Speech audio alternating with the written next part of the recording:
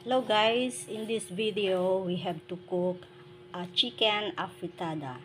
So ito po yung ating chicken and this is our ingredients: carrots, patatas, red bell pepper, and we have our tomato sauce. Okay, so let's start cooking. Lagyan natin ng konting butter. And then, lagay na natin ang ating garlic.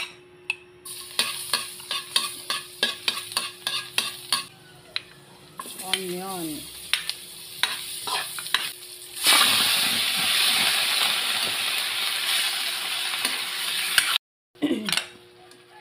At iyan, nasangkutsan na natin ang chicken. Lagay na natin yung tomato sauce.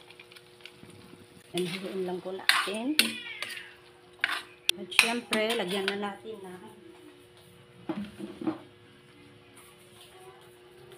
natin ng konting tubig.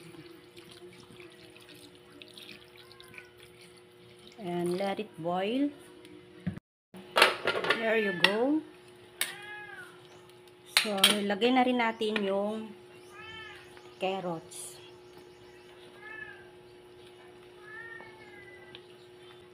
Isunod na rin natin yung potato. At syempre, dagdagan natin ng pampalasa. Konting asin.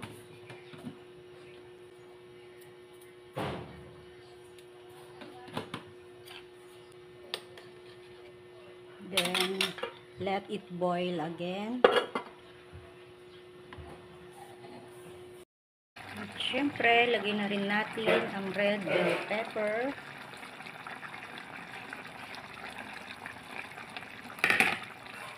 Ayan.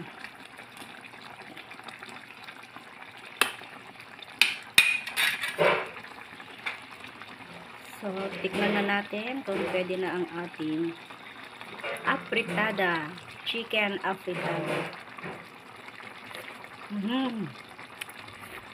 Tastes good.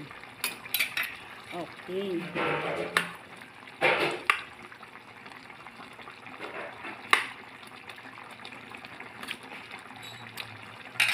So, pwede na. Konting luto na lang at tayo'y kakain na po. Okay.